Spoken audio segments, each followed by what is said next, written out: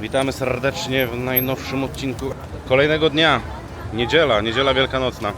Pierwszym punktem dzisiejszego dnia będzie punkt widokowy na fortepianie albo na torcie weselnym, jak to Rzymianie nazywają. Już tu byliśmy, ale nie udało nam się wjechać do góry na sam szczyt, bo było już zamknięte, za późno było, także teraz idziemy. Dokładnie tam do góry wyjedziemy. I popatrzymy sobie na Rzym z góry. Na placu weneckim wznosi się Altare della Patria, ogromny pomnik króla Wiktora Emanuela II, twórcy Zjednoczonych Włoch. Powstał na przełomie XIX i XX wieku. Ma ponad 130 metrów szerokości i 70 wysokości. Rzymianie nazywają go żartobliwie maszyną do pisania bądź tortem weselnym. No i jesteśmy z powrotem, dzień później. 2 dni później. Tak, także pojedziemy sobie do góry.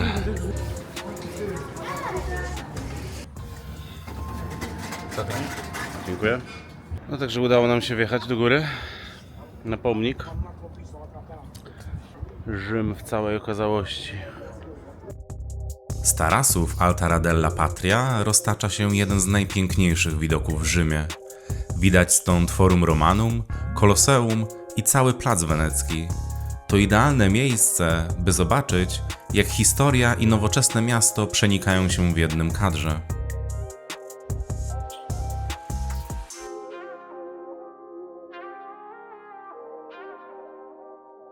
W cenie biletu, żeby wjechać sobie tam na panoramę, jest jeszcze właśnie zwiedzanie muzeów.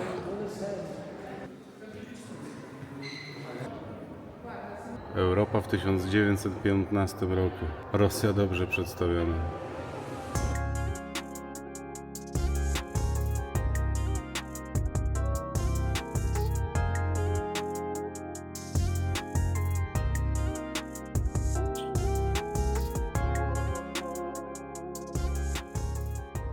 Teraz idziemy na schody hiszpańskie, ale po drodze gelato. Truskawka i co? A, pistacja. Ja mam pistację, mango i wiśnia. A Nikodem, co ty masz? Sama czekolada. Sama czekolada. To takie 3 lody, no dosyć spore. Prawie 14 euro. No i znów jesteśmy przy fontannie Trevi, tym razem za dnia.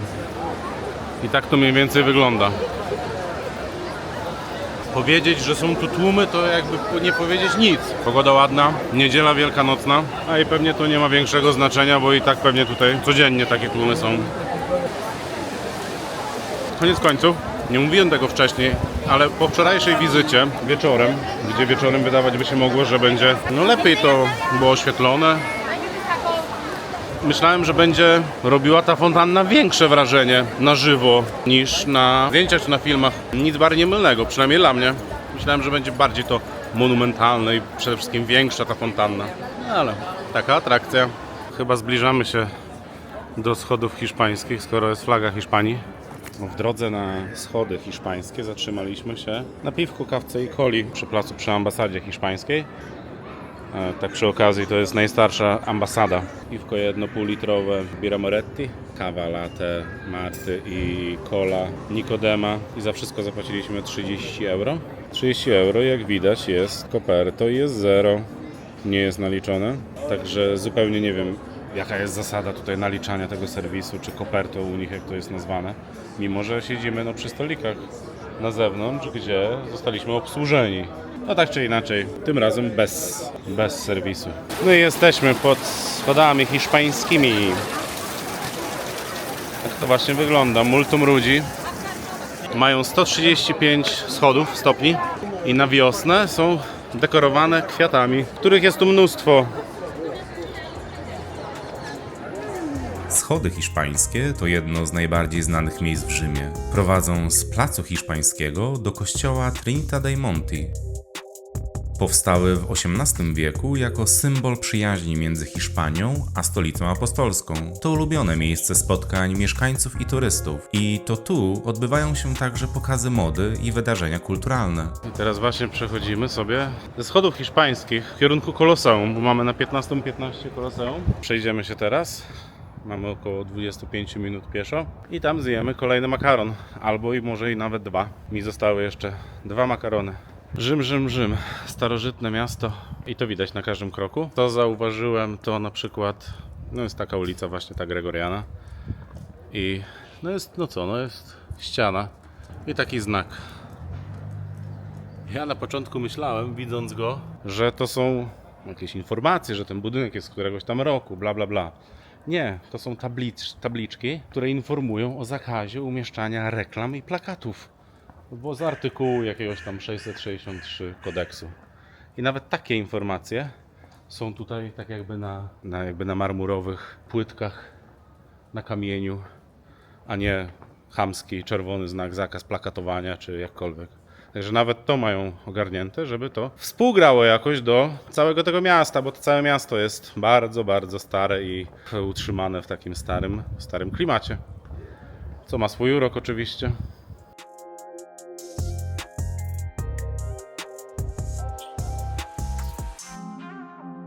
Tunel z 1902 roku, 350 metrów. Podobno skraca trasę z fontanny di Trevi albo z samej dzielnicy di Trevi do jakiejś innej. A my właśnie sobie spacerujemy nim. No i dobra, już jesteśmy blisko Koloseum i blisko miejsca docelowego.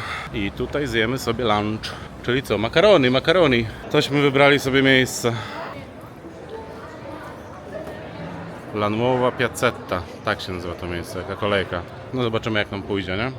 Sytuacja zmienia się dynamicznie. Dostaliśmy stolik po 45 minutach czekania. No ale jesteśmy w końcu. Jest 2:30, a na 15:15 mamy Koloseum. Także zamawiamy i będziemy jeść. Jedzenie przyszło po 5 minutach, więc bardzo szybko. U mnie kolejny makaron na liście. Amatriciana tym razem. U Marty Muszle makaronik z z muszlami, tak? I u Nikodema pizza rzymska margarita. Yeah. Pizza. I winko i cola. Smacznego. To jesteśmy po lunchu, czyli makarony i pizza i 2 winka i Coca-Cola. I za to wszystko zapłaciliśmy 60,50. Jeden kieliszek wina nazywał się House Wine, białe, 5 euro. Nikodema cola kosztowała 3,50. Mój makaron kosztował 17,50. Marty 18,50 i pizza 11. A jak smakowało, Nikodem? Jak smakowała margarita? Bardzo dobra pizza, no. Dobra pizza? Ale lubię, fajne smaki. Proper Rzym. Ale nie chrupało chyba, co? Bo posmakowaliśmy, nie chrupał tak bardzo spód, co? Ale i tak, dobra. I ser też bardzo, No, bardzo lubimy. że się ciągnął ser. Ciągnął, ser ciągnął. No tak. Marta, jak twoje makaron z muszlami? Makaron z muszlami, pecorino. Mega, bardzo dobry. Tutaj chyba żadnych zarzutów. Ja miałem kolejny, trzeci z 4 amatriciana. To makaron ten sam typ. Spaghetti, czy jak to tam się nazywa, nie wiem. Sos pomidorowy. Ser plus boczek. Jakaś tam część świnki powinna być. Nie było chili. Papryczek, tak czy inaczej. Sos pomidorowy w porównaniu do tego, który był wczoraj u Nikodema w lasagni, to bezpłciowy. Ser jakoś też nie jakoś super mega ostry. Ale ogólnie całość jako danie, mógłbym powiedzieć, że jak spaghetti bolognese, tylko że nie z mięsem mielonym, tylko właśnie kawałkami szynki czy boczku.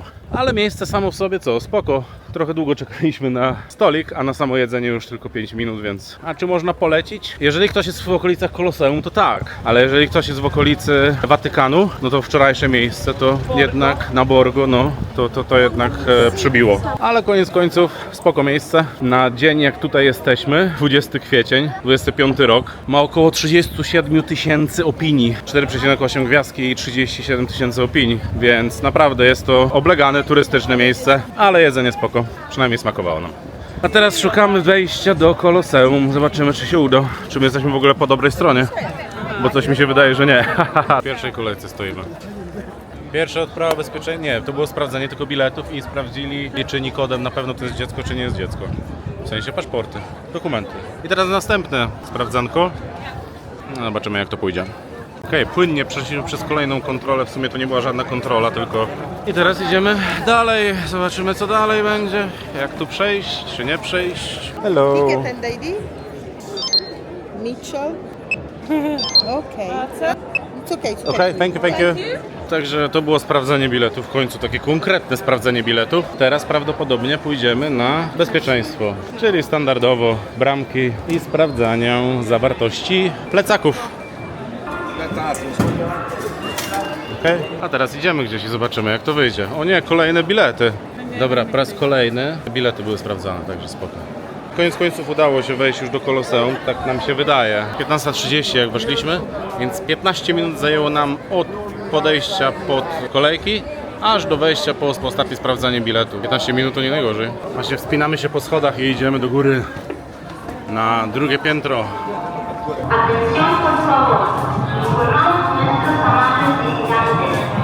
Oto to Koloseum. Koloseum to symbol Rzymu i jeden z cudów świata antycznego. Powstało w I wieku naszej ery za czasów cesarza Wespazjana, a ukończone zostało przez jego syna Tytusa w roku 80. Ten ogromny amfiteatr mógł pomieścić nawet 50 000 widzów, którzy oglądali tu walki gladiatorów, polowania na dzikie zwierzęta i widowiska morskie. Arenę potrafiono bowiem zalewać wodą. Budowla ma ponad 48 metrów wysokości i 180 metrów długości. Wnętrze zaprojektowano z genialną logistyką. System korytarzy i przejść pozwalał tłumom szybko wchodzić i opuszczać obiekt. Z czasem Koloseum uległo trzęsieniom ziemi i było rozbierane na materiał budowlany, ale mimo zniszczeń do dziś zachwyca skalą i kunsztem inżynierii. Co ciekawe, w średniowieczu uważano je za święte miejsce. W ruinach znajdowała się nawet kaplica, a dziś to największa atrakcja Rzymu i symbol wieczności tego miasta, odwiedzana rocznie przez miliony turystów. Także takie Koloseum. Co jeszcze? W 2007 roku powstała nowa lista, nowe 7 cudów świata i Koloseum jest właśnie jednym z tych nowych 7 cudów świata. Zaraz obok między innymi Jezusa z Brazylii w Rio de Janeiro, czy mur chiński. Także znajdujemy się właśnie teraz chodzimy sobie po jednym z nowych cudów świata. Właśnie ustaliliśmy rodzinnie, że Koloseum jest to pierwsze z 7 miejsc, które odwiedzimy z 7 nowych cudów świata. Także ahoj przygodo. Zobaczymy, czy życia nam starczy na odkrywanie tych wszystkich Do zobaczenia nowych w cudów świata. 2048, jak uda. No na razie numer 1, Koloseum. Don. Oczywiście kończymy imprezę wyjściem przez sklep z pamiątkami, standardowo. Ale co mnie zaciekawiło, są głowy. Normalnie wydrukowane na drukarkach 3D. 45 euro. Taka głowa to jest 150 euro. Najnormalniej w świecie druk 3D. Z pewnymi niedoskonałościami. Za 150 euro. No to powiem tylko tyle, że za 150 euro to już można kupić używaną drukarkę. Filament kosztuje, nie wiem, kilo czy 2 kg. Z jakieś 10 może euro. Tu to samo. Też druk 3D. To jak wrócimy do domu, to może jak znajdę czas, to postaram się wydrukować i zobaczymy, bo projekty na bank są i to mnóstwo tych projektów pewnie jest, więc jednak nie do końca. Sklep z pamiątkami to był tylko między poziomem 1 a 0, a parterem. Także jeszcze obeszliśmy i zobaczyliśmy sobie parter, jak to wyglądało, samą arenę.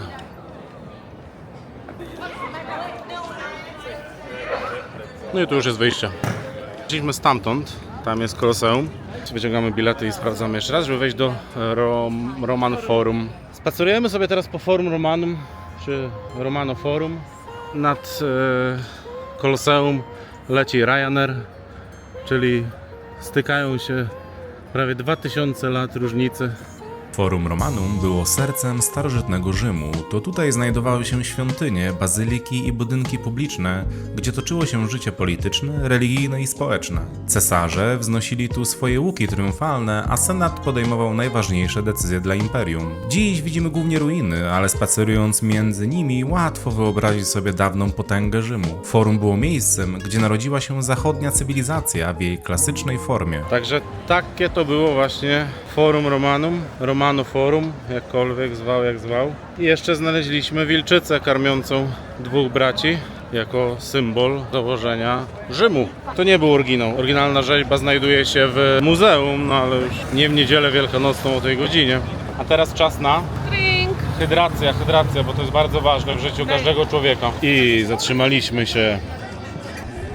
Także napoimy się. Ale przy okazji jeszcze posmakujemy czego? No jesteśmy we Włoszech, jesteśmy w Rzymie. Jedyne słuszne. Pizza z pieczarkami i z brokułami. Pięknie wygląda. No i tu z boczusiem i z serem będzie też pyszna. No i taka pizza na grubym cieście. Pizza rzymska. Tego wyjazdu jestem ciekaw, czy my w ogóle wypróbujemy neapolitańskiej, takiej typowo włoskiej pizzy na cieniutkim. Bardzo ciężko, wszędzie Może tylko te jutro? rzymskie pizze, nie? Ale jeszcze zamówiłem ostatni makaron z wielkiej czwórki makaronowej włoskiej, rzymskiej. Griccia się nazywa. To nie jest pełna nazwa, ale Griccia, coś takiego. Co ja tu widzę? Widzę jakieś boczuś, widzę ser, widzę ten sam makaron, widzę pieprz też. No, zobaczymy. Wyczytałem w necie, że griccia jest nazywane białą carbonarą, dlatego że tu nie ma ani śmietany, ani jajka. Mimo wszystko w smaku jak carbonara. Też intensywna, no bo to robi ten ser, pieprz i rzekomo powinien to być dojrzewający policzek wieprzowy. Spoko, bardzo dobra. No i okej, wielka czwórka makaronów zamknięta. Makaron dobry był. Znaczy... No dobry był, no co? Ale. Oprócz tego makaronu, który dzisiaj też jadłem, tego amatriciana, to reszta trzech makaronów z wielkiej czwórki to tak naprawdę wariacja carbonary. Czyli makarony carbonara, ciacie pepe i ta griccia. Wszystko bardzo podobne do carbonary. Amatriciana tylko inna, bo ma sos pomidorowy. Tak czy inaczej, bardzo dobre makarony. Bardzo polecam makarony we Włoszech, w Rzymie. Siedzieliśmy, wypiliśmy. Ja po 2 aperole, Marta 2 Hugo, Niko po 2 kole. Plus ta pizza, którą pokazywałem, tym boczkiem i z brokułami i z grzybkami. I cały rachunek nas wyszedł 80 euro, 80,66. I też bez żadnego koperto, bez żadnego serwisu, więc... Hej, można, spoko. A teraz śmigamy sobie niedaleko, niecałe 10 minut stąd spróbować niby najlepszego tiramisu. No i dobra, i wbijamy na dosyć obleganą, jak widać, ulicę. Co tu się wyprawia? Busy. Gdzie to tu jest? O, no okej, tam gdzie jest najwięcej ludzi. Czyli właśnie tu, two sizes. Jak widać, ludzi mnóstwo. Duże kosztuje 3, duże 4, małe 3. Więc zobaczymy. Okej, już ogarniam. Tu jest kolejka. Tu są ludzie, którzy czekają. No to idziemy. Poczekamy sobie w tej kolejce. Ale myślę, że tu długo nie będziemy czekać, co? Słuchajcie, duże 4, małe 3. Duże. Classico pistachio fragola.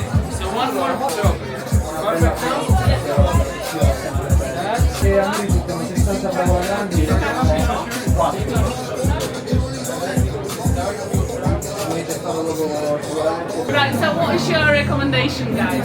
We want a tree. Tiramisu as well. Oh no, that's not true. Classico pistachio. Yes. So yeah, two. Of course. What about pistachio? Pistachio is the second most popular. If you like not so much sweet flavor, I can recommend it because it's very most Right. popular. Alright. Then depends on your own taste, but peanut butter is very similar to pistachio one. Alright. Caramel is the sweetest one we added, and the strawberry is completely without coffee. Right. We go for classical pistachio and fragola. Fragola. Yes, please. Big size. Yes, big size. So one big classic, one big pistachio, one big Yes. strawberry. Nice one. One, two, and magic. Who will be Nice one. Thank you. Okay. Can I pay by cash? It's better for us. Yeah. 12. So Thank you. that's 12. Coins better again. Thank you. Cheers. Thank you. See you guys. Okay. Thank you. Have a nice day. Thank you. Dobra, mamy to. Klasyczny. Hej, okej. Pistacjowy i truskawka. No i jak, Marta? Jak tiramisu się mówić? Posmakowałam tiramisu klasycznego, posmakowałam tiramisu pistachio, truskawkowego. Okej.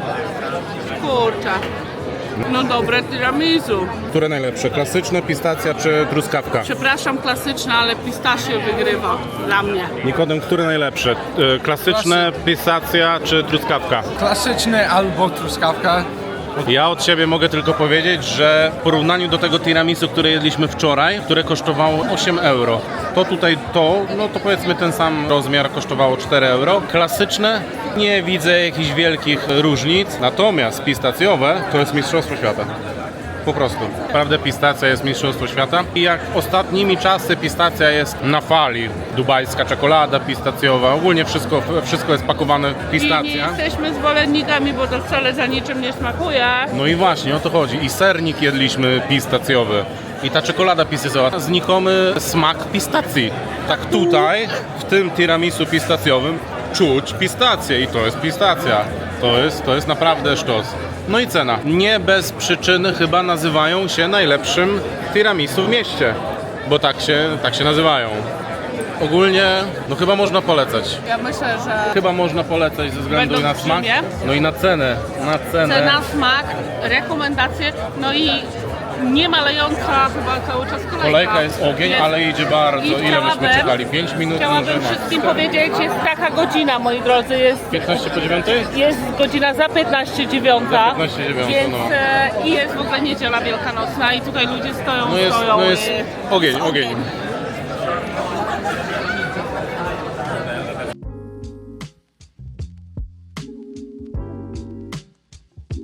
Wracając już z tiramisu, najlepszego w Rzymie, co możemy powiedzieć, w drodze do hotelu, poszliśmy inną trasą, no i co napotkaliśmy? Rzym zaskakuje na każdym kroku, tym razem Panteonem.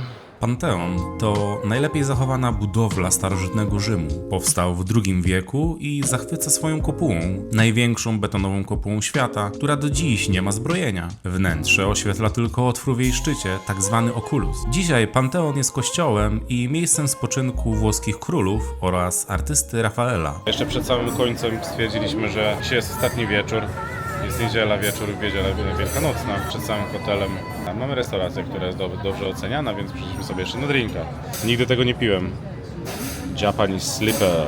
A Marta ma Hugo, duże Hugo. I Nikodem, sex on the beach, tak, seks na plaży. Do tego wzięliśmy kulkę mozzarelli.